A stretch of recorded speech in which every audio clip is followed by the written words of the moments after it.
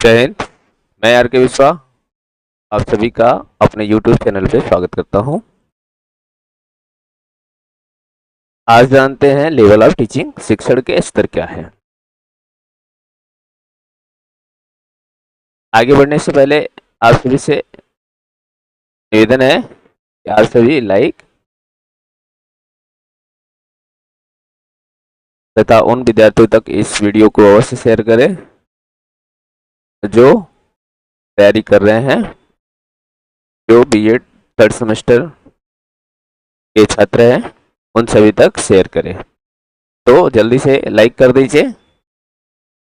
आइए जानते हैं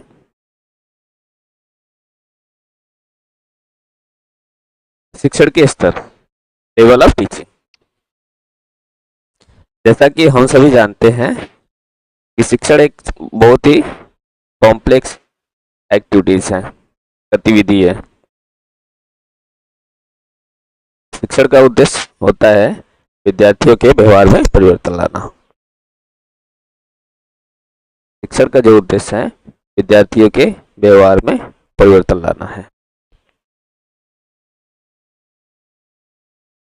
क्योंकि शिक्षण एक माध्यम है जो विद्यार्थियों को सीखने के लिए प्रेरित करता है।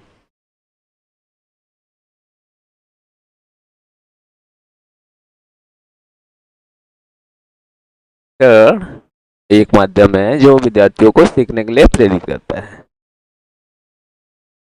शिक्षण एक उद्देश्य प्रक्रिया है जो शिक्षण सीखने को प्रभावित करता है। शिक्षण की प्रक्रिया प्राथमिक स्तर से प्रारंभ होकर विश्वविद्यालय स्तर तक चलती रहती है। शिक्षण की जो प्रक्रिया है प्राथमिक स्तर से लेकर विश्वविद्यालय स्तर तक चलती रहती है। ये जो प्रक्रिया है विभिन्न स्तरों पर शैक्षिक उद्देश्यों की प्रगति के लिए विषय वस्तु को पढ़ाया जाता है। प्राथमिक स्तर हो, माध्यमिक स्तर हो, उच्च माध्यमिक स्तर हो या हायर स्तर हो, सभी स्तरों पे शैक्षिक उद्देश्यों की प्रगति के लिए विषय वस्तु को पढ़ाया जाता है। शिक्षण को प्रमुख रूप से 3 स्तरों में विभाजित किया गया है। शिक्षण के जो 3 स्तर है, पहला मेमोरी स्तर या मेमोरी लेवल, स्मृति स्तर। स्मृति स्तर का जो प्रतिपादक करता है वो है हार्वर्ड। हार्वर्ड ने स्मृति स्तर का प्रतिपादन किया। दूसरा जो आता है बोध स्तर यानी अंडरस्टैंडिंग लेवल। अंडरस्टैंडिंग लेवल के प्रतिपादक कर रहा है मैरिसन। इसे मैरिसन शिक्षण आयाम भी कहते हैं। और तीसरा जो स्तर का है, तीसरा स्तर है वो चिंतन स्तर, इसको कहता है रिफ्लेक्टिव लेवल। रिफ्लेक्टिव लेवल इसके जो प्रतिपादक है वो है हंट, इसलिए हंट शिक्षण आयाम इसको कहा जाता है।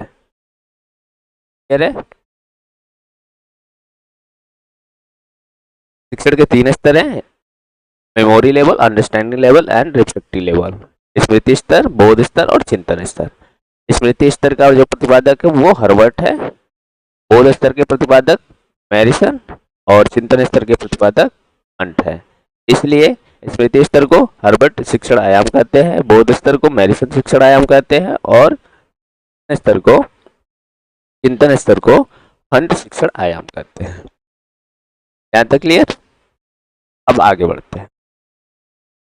पहला जो है लेवल वो स्मृति स्तर यानी मेमोरी लेवल। मेमोरी लेवल का शिक्षण जो है, इस स्तर पर शिक्षण में स्मृति प्रधान तत्व होता है, यानी जो मेमोरी व्यक्ति का होता है वही सर्वोपरि होता है, यह शिक्षक केंद्रित होता है। मेमोरी स्तर जो होता है वो टीचर सेंटर्ड होता है। यह औपचारिक शिक्षक की ये औपचारिक शिक्षण की अवस्था है, औपचारिक शिक्षण की अवस्था होती है। इस स्तर पर शिक्षण विचारहीन होता है, यानी इसमें ज्यादा विचार नहीं करते हैं, जो जैसा है बस वैसे ही पढ़ लेते हैं, याद कर लेते हैं। इसमें छात्र विषय वस्तु को कंठस्थ करते हैं, याद कर लेते हैं, जैसा है वैसा याद कर लेते हैं तथा लक्ष्यों एवं सूचनाओं को याद करना मात्र एक परम लक्ष्य माना जाता है।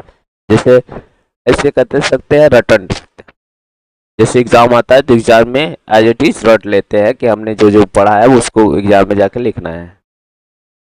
स्मृति स्तर के शिक्षक की निष्पत्ति का वृद्धि से सहसंबंध नहीं होता है, वो केवल रटना होता है, परंतु इस स्तर के शिक्षण में वैदिक व्यवहार के विकास में सहायता मिलती है।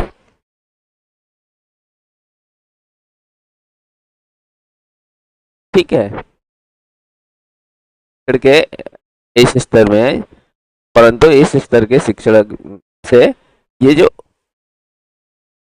बौद्धिक है, ठीक है ना, बौद्धिक व्यवहार के विकास में सहायता मिलती है। समस्या के समाधान में भी स्मृति स्तर सहायक होता है।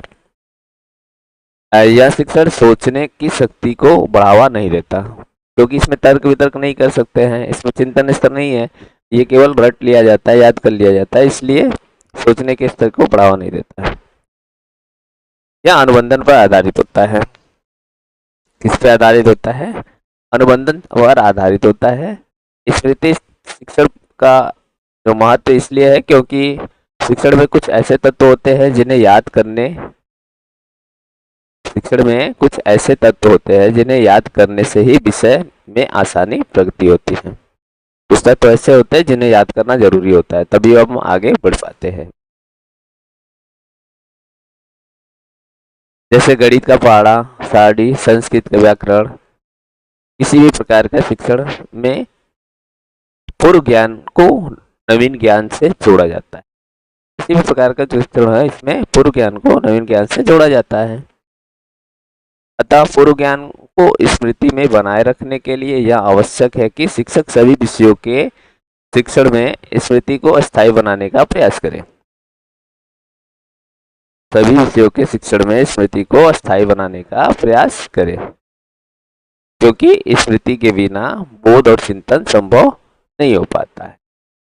ठीक है, तो अब इसको इस तरीके से हम कह सकते हैं कि जो स्मृति स्तर के शिक्षण है यह एक ऐसी परिस्थितियां उत्पन्न करती है, इसमें इस तरह की परिस्थितियां उत्पन्न की जाती है जिससे छात्र पढ़ाई की विषय वस्तु को कंठस्थ या आत्मसात कर सके, याद कर सके।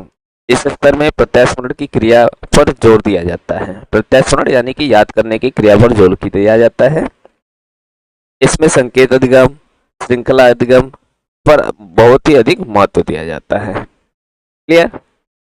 आगे बढ़ते हैं। देखिए, स्मृति स्तर के शिक्षण प्रतिमान को हर्बर्ट शिक्षण प्रतिमान कभी कहा जाता है, क्योंकि स्मृति स्तर को किसने दिया? हर्बर्ट ने दिया। इसे हर्बर्ट का पंचपदी प्रतिमान भी कहा जाता है। हर्बर्ट ने इस स्तर के शिक्षण को प्रतिमान को हर्बर्ट ने दिया है, अर्थात हर्बर्ट को स्मृति स्तर के शिक्षण का प्रवर्तक माना जाता है। यदि नवीन ज्ञान को पूर्व ज्ञान से संबंधित कर दिया जाए तो जो विद्यार्थी है विद्यार्थी को सीखने में सुगमता होती, सरल हो जाती है, आसान हो जाता है। इसलिए सीखने की परिस्थितियों में इकाइयों को तर्कपूर्ण ढंग से प्रस्तुत किया जाना चाहिए तथा इकाई की क्रिया को एक क्रम में संबंधित करना चाहिए। संबंधित मतलब एक क्रम में व्यवस्थित करना चाहिए। हर्बर्ट ने स्मृति स्तर के शिक्षण प्रतिमान के जो प्रारूप बताए हैं वो निम्नलिखित सोपानों में व्यक्त किया गया। देखिए, किसी भी शिक्षण प्रतिमान के लिए 4 महत्वपूर्ण तत्व होते हैं। किसी भी शिक्षण प्रतिमान के लिए 4 महत्वपूर्ण तत्व होते हैं। पहला जो होता है फोकस यानी उद्देश्य। 4 महत्वपूर्ण तत्व होते हैं। कितने?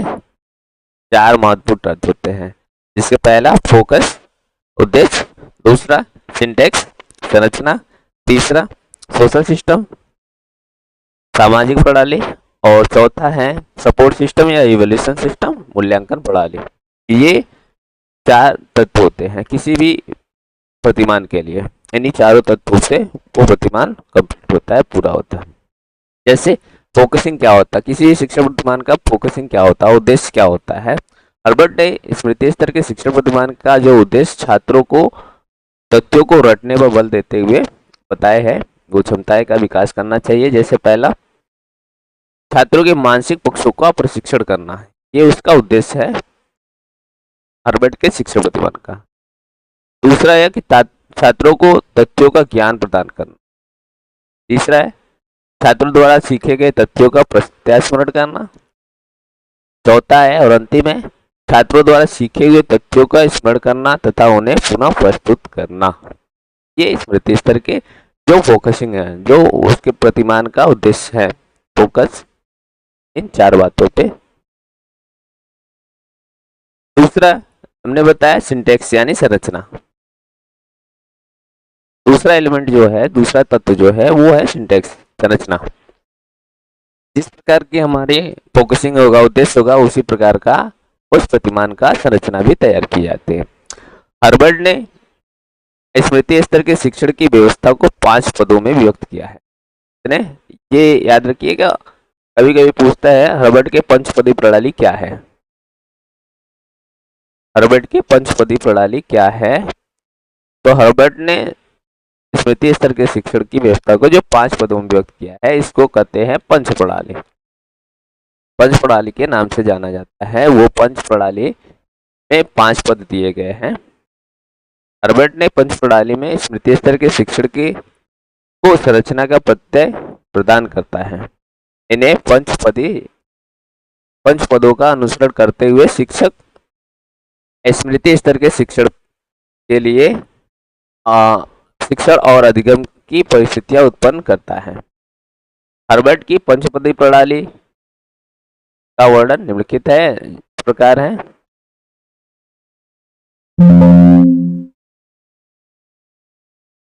हर्बर्ट का जो पंचपदी प्रणाली है उसका वर्णन निम्नलिखित है। पहला पद जो है वो है प्रस्तावना या तैयारी, जिसको कहते हैं प्रिपरेशन। प्रिपरेशन यानी जो पद है, पहला पद है, उसमें क्या करेंगे? सबसे पहले प्रस्तावना यानी उसकी तैयारी करें। शिक्षक अपने पाठ को कैसे तैयार करेगा, इसकी प्रस्तावना तैयार कर ली जाती है। प्रस्तावना में छात्रों को उसके पूर्व ज्ञान से संबंधित प्रश्नों की सहायता से नवीनीकरण पर लाया जाता है। इसमें अधिक सूझबूझ की आवश्यकता होती है। पाठ को प्रारंभ करने में प्रकटन की भूमिका के लिए प्रस्तावना स्तर के प्रश्नों को सहायता ली जाती है। दूसरा आता है, दूसरा जो पद है प्रेजेंटेशन यानी प्रस्तुतिकरण। इसमें शिक्षक नवीन तथ्यों को छात्रों के पूर्व ज्ञान से संबंध स्थापित करते हुए प्रस्तुत करता है। शिक्षक अपने प्रस्तुतिकरण में विकासात्मक तथा बोधात्मक प्रश्नों का भी सहायता लेता है, जिसके माध्यम से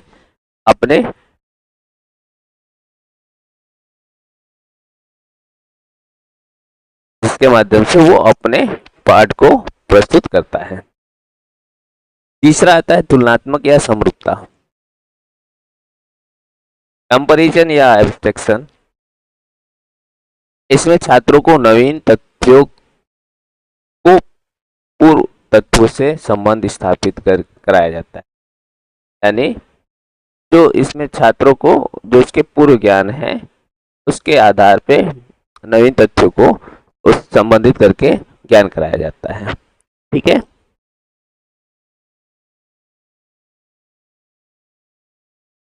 चौथा था सामान्यीकरण, जनरलाइजेशन।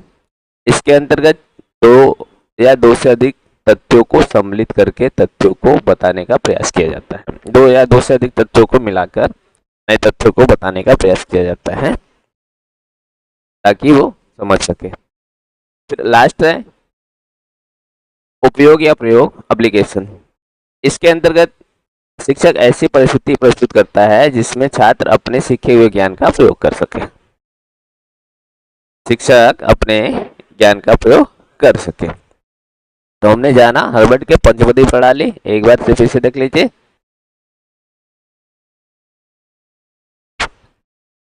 हर्बर्ट के पंचपदी प्रणाली में प्रस्तावना यानी प्रिपरेशन, तैयारी। दूसरा आता है प्रस्तुतिकरण, प्रेजेंटेशन। तीसरा आता है तुलना या समरूपता, कंपैरिजन एंड एब्स्ट्रैक्शन। और चौथा है सामान्यीकरण, जनरलाइजेशन। और पांचवा है उपयोग या प्रयोग, एप्लीकेशन। अब आता है जो तीसरा एलिमेंट है वो सोशल सिस्टम। सोशल सिस्टम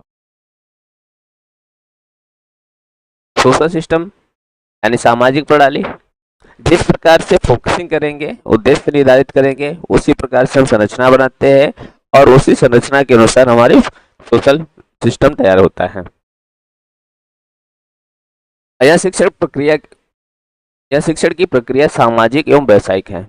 इसके अंतर्गत सामाजिक समस्या का विशेष महत्व है। यहाँ शिक्षक का व्यवहार अधिकारपूर्ण होता है। यहाँ सभी क्रियाएं शिक्षक करता है, छात्र उसे आदर्श मानकर अनुसरण करता है। सामाजिक प्रणाली के मुख्य तत्व जो है वो इस प्रकार है। इसके अंतर्गत क्या क्या होते हैं? शिक्षक का कक्षा के में अधिक सक्रिय होना और हावी होना। ये सोशल सिस्टम है। इसमें छात्रों का स्थान गौड़ होता है स्मृति लेवल सिस्टम में, और छात्र जो है शिक्षक का चुपचाप आदेश मानता है। इसमें अनुशासन भी कठोर होता है क्योंकि ये टीचर सेंटर से।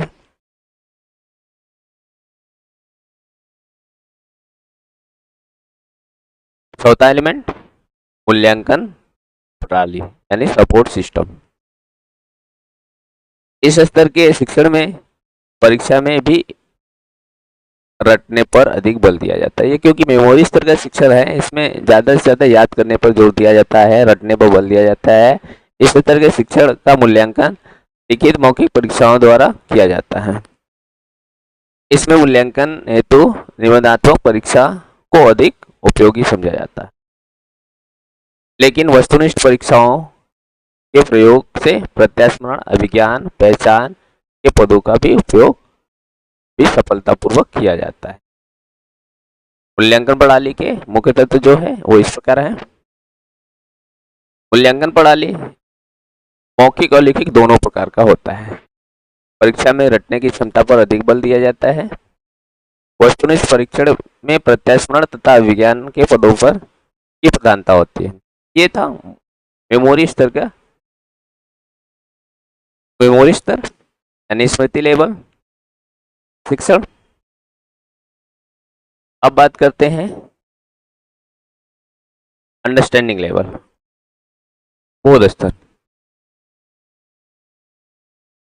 बोध स्तर क्या जो शिक्षण है, इस स्तर के शिक्षण में स्मृति स्तर की आगे की व्यवस्था होती है। जहाँ पे रटने की बात थी, अब रटने के बाद से उसके आगे की व्यवस्था है। बोध स्तर के शिक्षण वह प्रक्रिया है जिसमें छात्र के सामान्यीकरण सिद्धांत तथा तथ्यों के संबंध में ज्ञान कराया जाता है। बोध स्तर का शिक्षण बौद्धिक व्यवहारों का विकास के अधिक अवसर प्रदान करता है। इसमें छात्र और शिक्षक दोनों क्रियाशील रहते हैं। बोध स्तर पर शिक्षण का अर्थ होता है, इसके अर्थ को स्पष्ट करते हुए मॉरिसन ने कहा है, मॉरिसन ने लिखा है कि बोध शिक्षण सीखी हुई सामग्री को पुनः स्मरण मात्र नहीं और न ही सामान्यीकरण है, अपितु वह अंतर्दृष्टि है जिसके द्वारा हम यह जान पाते हैं कि सीखी हुई सामग्री को नई परिस्थिति में कैसे प्रयोग में लाया जा सके।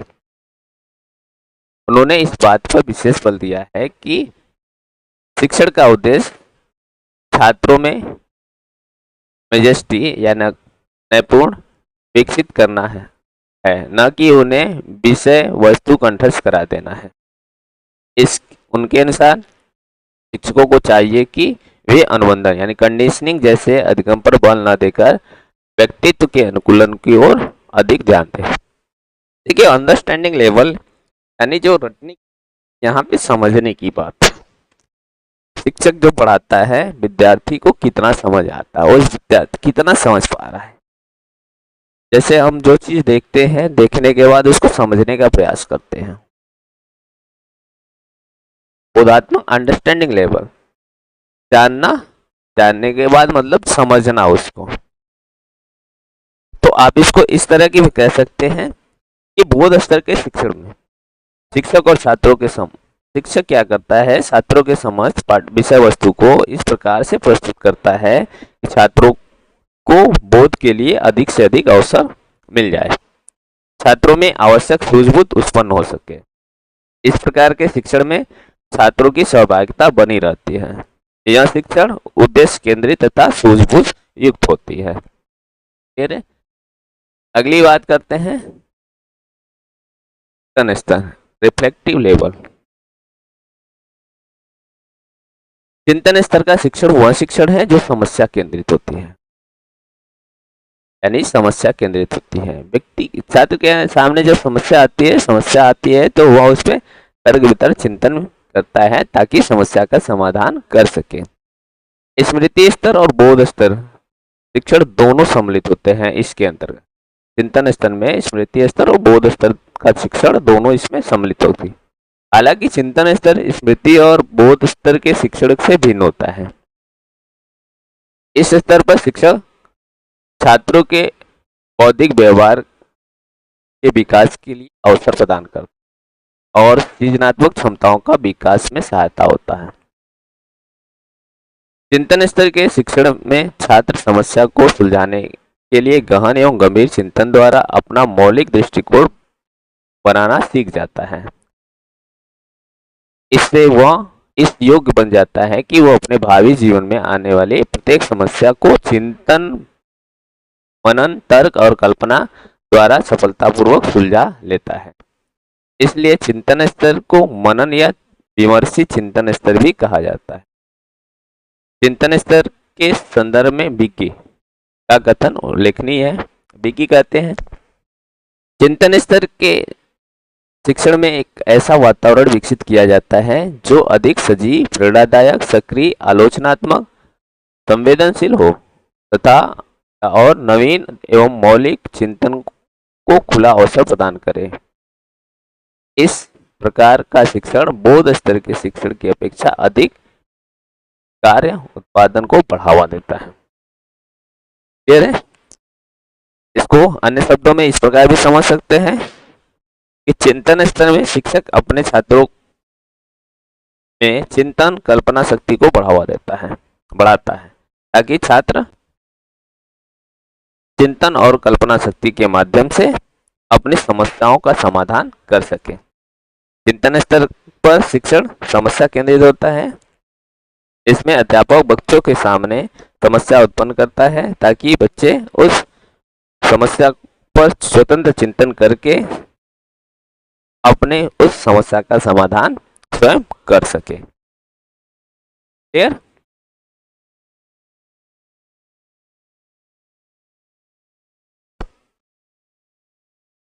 आप सभी इस वीडियो को उन सभी विद्यार्थियों तक अवश्य पहुंचाएं जो बीएड थर्ड सेमेस्टर के विद्यार्थी हैं।